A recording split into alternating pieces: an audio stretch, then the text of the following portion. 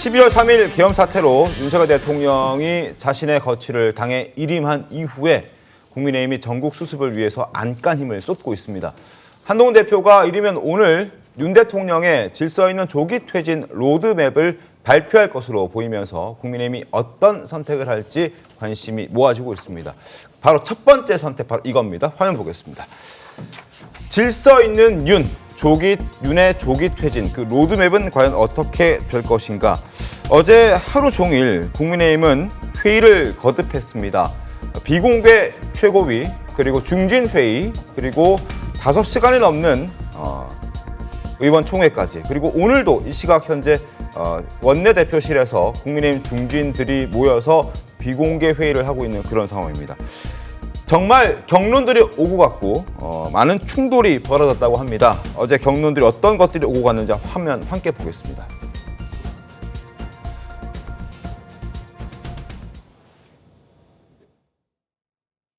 윤석열 대통령이 임기를 마칠 수 있을 거다라고 생각하는 사람은 거의 없습니다. 저희 당은 탄핵 트라우마가 있어요. 네. 박근혜 전 대통령이 탄핵이 됐을 때 그 이후에 벌어졌던 그 무지막지한 대립 상황 그리고 그 후유증 이런 거를 따져봤을 때 탄핵에 준하는 속도로 그 하야 프로그램을 밝히는 게 좋겠다. 윤석열 대통령을 지키는 게 아니라 탄핵을 바로 단행함으로써 대한민국의 체제를 탄핵시키는 잘못을 저지르지 말자라는 얘기입니다. 더 큰 혼란을 결국 막기 위해서는 구체적인 정치 일정을 빨리 제시해야 되고 탄핵보다 더 빠른 조기 대선이 지금의 혼란을 막는 길이다. 자, 저런 목소리들이 나오기 시작했습니다. 중진들 그리고 최고위의 지도부들 많은 사람들이 저런 목소리를 내고 있는 그런 상황인데요. 의원총회에서 경론이 벌어졌다고 말씀드렸는데 여러 내용들이 나왔던 것을 한번 더 짚어드리도록 하겠습니다. 자, 일단 친한 쪽과 친윤 쪽의 입장이 조금 다릅니다. 친한은 탄핵보다 빠른 하야, 조금 전에 김상욱 의원이 얘기했듯이 빠른 사과와 진정성 있는 사과와 하야를 촉구하는 그런 목소리가 친한 쪽에서 나왔고요. 그렇게 되면 내년 5월 이전에 조기 대선이 가능합니다. 친윤 쪽에서는 그렇게 할 수 없다. 자, 2026년 지방선거와 동시 대선을 하자. 그러니까 임기 단축 개헌을 통해서 2026년에 지방선거와 함께 이런 개헌안도 투표에 붙이는 걸 우리는 선택하고 싶다라는 걸로 큰 틀에서는 부딪혔고요. 그리고 여러 가지 방법들에 있어서 하야도 나왔고요. 개헌도 나왔습니다. 앞에 짚어드린 것처럼. 그리고 특검, 탄핵, 그리고 뭐 한동훈 대선 불출마 이런 얘기도 나왔고 이제 윤석열 대통령의 구속과 관련된 어떤 논의도 조금 일부 소수 인원들은 있었던 것 같습니다. 어찌됐든 김상욱 의원이 이제 이야기를 하고 나오면서 조금 더 관련 내용들이 불이 붙을 것으로 보여집니다. 그리고 또 하나 지금 조금 전에 말씀드렸던 거와 마찬가지로 임기 단축 개헌과 관련된 내용들이 지금 또 나오기 시작하는데 이건 이제 과연 민주당이 받을 수 있을까? 사실 못 받지 않을까라는 전망이 굉장히 많거든요. 그럼에도 불구하고 친윤이 저런 주장을 하는 이유는 어디에 있습니까? 지금 속내는 다 있어요. 지금 저희들이 그 친한 친윤 사이에는 뭐 퇴진 시점을 한 달부터 1년 6개월까지 나오지 않습니까? 네. 그런데 국민의힘이 그 어떻게 결정이 중요한 것이 아니고 민주당이 어떻게 생각을 하고 그 국민의힘이 어떻게 생각하고 여야 생각이 다른 게 굉장히 큰 지금 현실이거든요. 네. 그리고 지금 뭐 물론 민심도 다 이야기를 하고 또 국정안전도 이야기하지만은 실제로는 조기 대선이 언제 치러질지가 관건입니다. 그렇죠. 이것을 놓고 지금 양쪽에 힘겨루기를 하고 신경전을 하고 있는 거예요. 이재명 대표 쪽에서는 지금 5개월 이야기가 나옵니다. 왜 네. 5개월 이야기가 나오냐면 5개월 내에 대선이 치러져야 된다. 왜냐하면은 일단은 박근혜 전 대통령이 이 국회에서 탄핵 소추안이 통과되고 나서 대선할 때까지 딱 5개월 걸렸거든요. 헌재가 3개월 있었고 60일 내 대선이니까는 네. 딱 5개월 걸렸어요. 5개월 걸렸는데 왜 5개월에 그 이재명 대표에게 종료한가 하면은 지금 1심 2개가 하나는 유죄 나오고 하나는 무죄 났지 않습니까?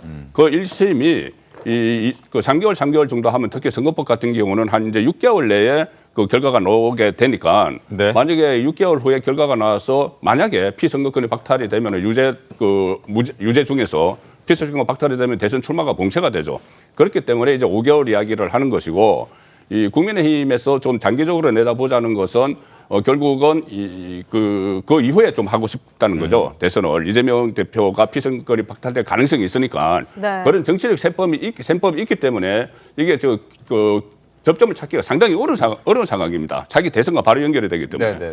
그래서 제 의견은 말씀드리면 간략하게 네. 이 차라리 그 1심이 하나는 유죄 하나는 무죄 나왔지 않습니까? 네. 그런데 이 1심 두 개가 하나는 선거법이라서 앞으로 3.3 할 수가 있고 위정교사는 사건이 굉장히 단순하기 때문에 빨리 결정을 내릴 수가 있다고 하거든요. 네. 그러면은 하나 유죄 무죄 나왔으니까는 지금 나머지 재판 3개는 굉장히 오래 갑니다. 네. 그러니까 대법원 확정 판결 나오면 굉장히 오래 가요. 네. 그래서 1심이 나온 2개가 최종심이 나왔을 때 그때 이후에 좀 하는 게 낫지 않는가. 왜냐하면은 이게 최종심이 안 나온 상황에서 만약에 대선을 해서 이재명 대표가 대통령이 되면은 그때 그런 논란이 있었지 않습니까? 그 불소추 토큰을 어디까지 인정을 할 것이냐. 재판이 진행되던 것을 중단을 하느냐. 아니면은 재판이 계속돼서 확정 판결이 나면 대통령 자리에서 내려와야 되느냐. 네. 이런 큰 논란이 일어나거든요. 그래서 어쨌든 좀 정치적으로 물론 법적으로 그렇게 할 수는 없겠지만은 정치적으로 그 정도 선이 저는 타당하다고 제 개인 의견으로 말씀드립니다.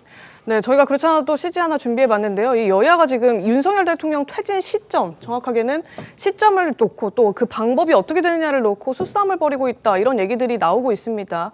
네, 탄핵을 하게 될 경우에 내년 5월에 대선이 이루어지고 그 밖에 이제 구속이나 임기단축 개혁, 또 거국 내각 등등이 이루어질 경우에는 하반기에 대선을 치러질 가능성이 높은데 그 사이에 지금 말씀 주신 대로 이재명 대표 공직선거법 2심 선고가 예정이 돼 있잖아요. 이 시점과 맞물려서 지금 여야가, 야당은 탄핵을 더 주장하고 여당은 탄핵 외에 다른 이제 뭐 점진적인 하야 방법, 점진적인 퇴진 방법 등을 고민하고 있는 것이다.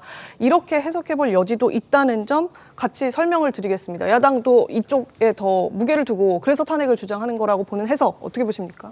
저는 여당이 말하는 질서 있는 퇴진, 그러면서 시기를 조율하는 것들이 일단 잘못된 것이다. 왜냐하면 법치주의 국가에서 질서 있는이라는 표현을 쓰려면 헌법에 명시되어 있는 절차를 따라야 되는 겁니다. 그럼 다시 한번 여쭤볼게요. 아까 그 예. 얘기는 말씀 많이 해주셨던 것 같아서 그럼 지금 이 그러니까 예를 들어 탄핵을 빨리 추진하는 것이 예를 들어 탄핵이 되면 당장 조기 대선이 봄에는 치러질 수 있기 때문에 알 수 없죠. 왜냐하면 헌법재판소 판결은 180일 이내에 네. 이루어지게 되어 있잖아요. 근데 박근혜 대통령 때와 노무현 대통령 때 시기가 조금씩 달랐습니다. 이번에는 헌법재판소에서 어느 정도 시기를 두고 판결을 낼지 알 수 없잖아요. 그러니까 180일 이내, 6개월 이내라는 것만 정해져 있지 이게 봄에 결정된다 알 수는 없습니다. 네. 그렇기 때문에 저희는 이런 것들을 일단 이재명 대표의 사법열차는 출발했잖아요. 이미 한 정거장 지났고 지금 두 번째 정거장을 향해 가고 있습니다. 3.3 원칙에 따르면 5개월 정도 남은 건데 그러면은 윤석열 대통령의 이 탄핵열차도 출발을 해야 된다는 겁니다. 이게 그거를 조절하면서 누가 먼저 도착하냐를 정치적으로 따지면서 정략적으로 정하면서 할 문제가 아니라는 거죠. 왜냐하면 대한민국 헌법에는 헌법과 법률에 그 명백한 위반이 있는 사람의 고위공직자에 대해서는 탄핵 소추를 하고 그거에 대한 심판 여부를 헌법재판소에 맡기자라는 게 헌법에 나와 있지 않습니까? 그 절차를 따라야 되는데 왜 이재명 대표가 나오고 왜 사법 리스크가 나오고 왜 일정 조율이 나옵니까? 근데 대선을 일찍 치르게 되면 이재명 대표 사법 리스크는 당분간 씻을 수 있는 여지, 예를 들어 그러니까 사법 리스크에 대해서 조금 더 자유로울 수 있는 여지가 생긴다. 가능성이 말씀은 예. 여지와 가능성이 있는 건데 왜 그런 것들을 따져가면서 해야 되냐는 거죠. 법에 정해진 절차대로 일단 출발을 해야죠. 그런 다음에 그 헌법재판소가 과연 어느 시기에 결론을 낼지 모르고 지금 사실 헌법재판관 6명이서 결론을 내릴 수 있다 없다에 대한 또 논쟁도 있지 않습니까? 그것 때문에 약간의 시기가 또 늘어질 수도 있습니다. 그렇게 되면은 사실상 헌법재판소의 판결이 나올 때까지 과연 6개월이 걸릴 것인가 약간의 시간이 더 걸릴 수 있는 가능성이 있고 이 변수들이 많습니다. 근데 이 변수들이 많은 상황에서 왜 이재명 대표의 그 사법 리스크라는 그 하나만 기준에 두고 왜 이 대한민국의 헌법 절차를 어겨가면서 이거를 다 바꾸자고 말하고 있냐는 거죠. 그러니까 이거는 질서 있는 퇴진이 아니라 꼼수라는 겁니다. 질서 있는 퇴진이라 함은 헌법 절차에 따라서 딱딱 착착 맞춰서 가야 질서 있는 퇴진이지. 아까 김상욱 의원이 전 말한 것 중에 보수가 지켜야 되는 가치는 헌법을 지키는 겁니다. 헌법을 수호하는 게 보수의 제1가치가 되어야 되는데 왜 자꾸 그 국민의힘에서는 헌법에 정해진 절차를 무시하면서 왜 질서 있는이라는 국민을 현혹시키는 단어를 써가면서 정치적 수사를 써가면서 이런 마치 본인들이 이 헌법을 지키고 있는 것처럼 말하냐는 거죠. 그러니까 이재명 대표의 사법 리스크 오히려 저희에게 민주당에게 계속 주장하는 것은 이재명 대표 조기 대선 나오고 싶으니까 지금 탄핵 추진하는 것 아니냐라고 주장하고 있잖아요. 근데 반대입니다. 지금 오히려 이재명 대표 한 명 맞겠다고 헌법에 정해진 절차를 무시하고 있는 게 지금 국민의힘 아니냐라는 저희는 반문을 드리고 싶은 겁니다. 근데 그 지금 여권에서 헌법 절차는 진행이 되고 있는 거죠. 네. 탄핵 발의해서 투표했지 않습니까? 그 헌법 절차 진행을 하고 있는 거예요.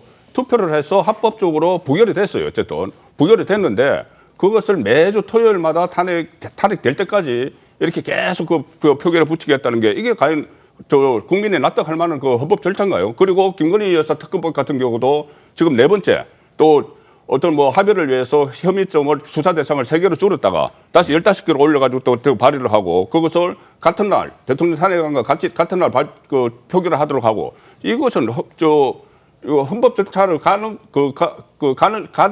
가되 그것이 상당히 변칙적으로 운영을 하고 있는 거죠. 민주당에서 그 국무위원에 대한 탄핵 소추를 할 때마다 국민의힘에서 얘기했던 게 뭐냐면 탄핵 소추라 하면 헌법과 법률에 대한 위반이 있을 때 하는 거라고 주장하지 않았습니까? 민주당에서 뭐 검사에 대한 뭐 탄핵 소추할 때도 우리는 아직 그 범죄 혐의가 있다고 보지만 확정되지 않았기 때문에 그거에 대해서 국민의힘이 확정될 때까지는 탄핵 소추를 하면 안 된다는 주장을 해왔어요. 근데 윤석열 대통령이 사실상 12월 3일 비상계엄을 선포한 순간 헌법과 법률에 명백한 위반을 한 게 전 국민이 다 보게 된 겁니다. 그러면은 탄핵 소추를 하지 않을 이유가 없는 상황인 거예요. 왜 이거에 대해서 헌법에 정해져 있는 탄핵 소추 요건이 충족되었음에도 왜 국민의힘은 이거를 정치적으로 판단하는 그런 요소들 가미해서 이거를 결정하냐는 그 지적을 하고 있는 겁니다, 저희는.